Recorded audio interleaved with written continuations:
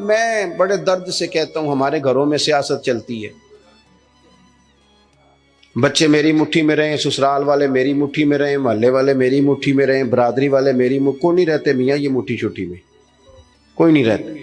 मुझे एक बुजुर्ग कहने लगे 5 बच्चे हैं एक भी नहीं सुनते। तो मैंने कहा बाबा जी इतनी मजबूरी क्या है बच्चों को सुनाने की?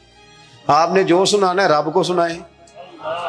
जितनी देर इन पर ध्यान करना है उतने नफल बढ़ा दें, इनको मौज करने दें। आप कितना को इन्हें कायल करेंगे और कितना को मायल करेंगे, ये तो इसी तरह का सिलसिला है।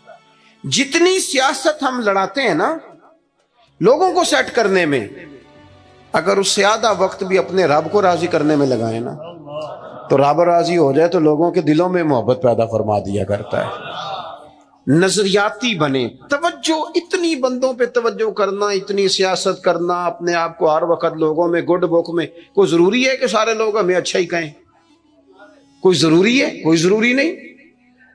कोई जरूरी है कि हर वक्त आप यही कहें कि हर कोने से मेरी तारीफ ही उठे? कोई जरूरी नहीं मेरे भाई। नजरियाती हो जाए, तवज्जो अल्लाह रसूल की जानिब, तवज्जो अल्लाह वालों की जानिब। बाकी ये दुनिया की सियासत, इसमें थोड़ी कमी भी लाएं। देखें रसूल पाक सल्लल्लाहु अलैहि वसल्लम नजरिया क्या देते हैं। एक जंग से वापसी है, हुजूर आराम कर रहे हैं, सहाबा थोड़ा सा हट के अदबन दूर दूर होके लेट गए। सरवरे कायनात अलैहिस्सलाम भी आराम करने लगे तो तलवार उतार के दरख्त की टहनी से लटका दी, हुजूर भी आराम फरमा। एक बंदा आ गया, तलवार उतार ली, हुजूर पर तान ली, और महबूब अलैहिस्सलाम फरमाते हैं आंखें सोती हैं दिल तो मेरा जागता रहता है। उसने तलवार तान ली। अल्लाह करे मैं आपको बात समझाऊं। भाई अचानक को यहां बंदूक रख दे, उस वक्त हमने देखना है कि ब्लड प्रेशर कितना हो गया है, फिर देखना है कि इस वक्त खून के मद्दोजर का क्या हाल है। अचानक वो देखो ना मेरे अजीज, रात को 2 बजे वैसे ही छत पे बिल्ली हो और बंदे को कह दे कि चोर है, तो मुझे बताएं हाल क्या होता है? वैसे इंसान की नफ्सियात है ना। लेकिन जो नजरियाती बंदे ना, नजरियाती, डॉक्टर ने कह दिया, एक बंदा नजरियाती नहीं था, डॉक्टर ने कह दिया तो हफ्ते में मर जाएगा, तो वो 3 दिनों में मर जाता है। एक नजरियाती है, डॉक्टर ने कहा 1 हफ्ते के बाद आप दुनिया से रुखसत होंगे। तो उसने कहा डॉक्टर साहब आप जो कह रहे हैं अपने इल्म के मुताबिक कह रहे हैं, होना वो है जो मेरे रब करीम ने चाहना।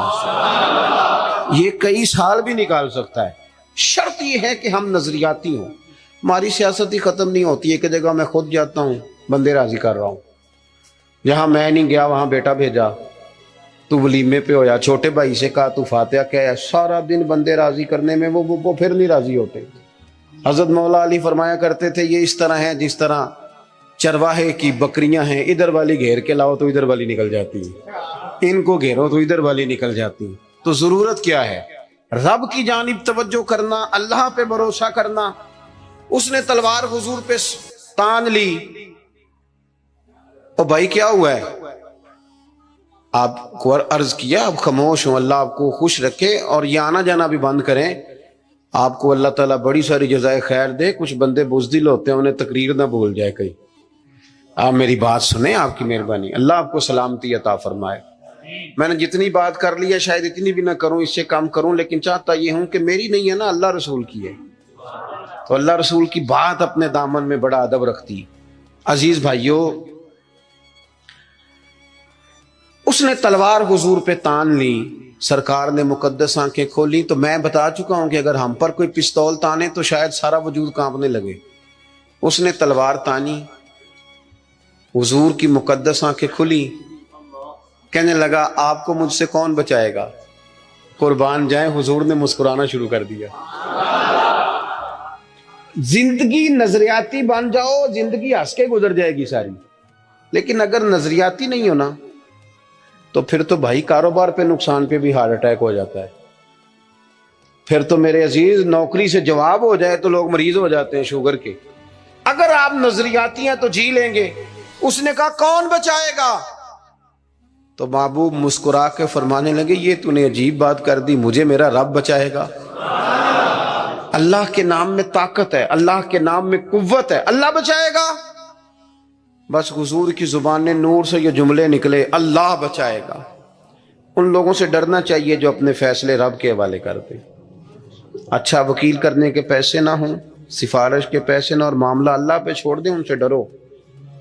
उन्होंने सबसे बड़े कोर्ट में मुकदमा दायर करा दिया। हुजूर फरमाने लगे रब बचाएगा। बस इन लफ्जों में क्या असर था, बंदा कांपने लगा, तलवार हाथों से गिर गई, सरकार ने उठा ली। फरमाया लो भाई मुझे तो रब ने बचा लिया है, अब तू बता तुझे कौन बचाएगा।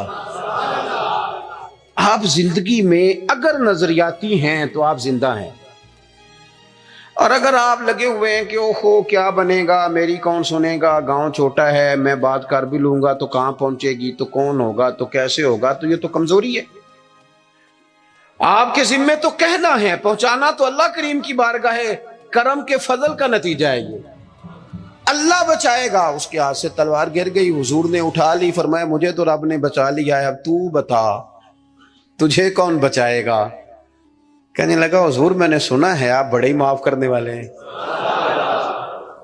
आप सही बताओ, एक बंदा मेरे ऊपर ताने पिस्तौल, थोड़ी देर के बाद काबू आ जाए तो वो मुझे कह जी आप तो नेक आदमी है छोड़ दें, तो मैं कहता हूं काबू आ गया तो मैं नेक हो गया हूं, पहले तो तू बंदूक ले आया था।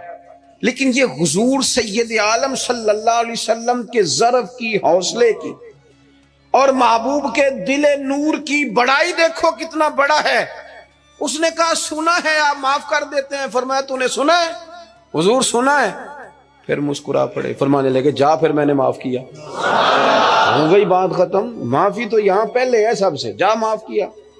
एक तो अपनी जिंदगी में तवज्जो अल्लाह पे करें,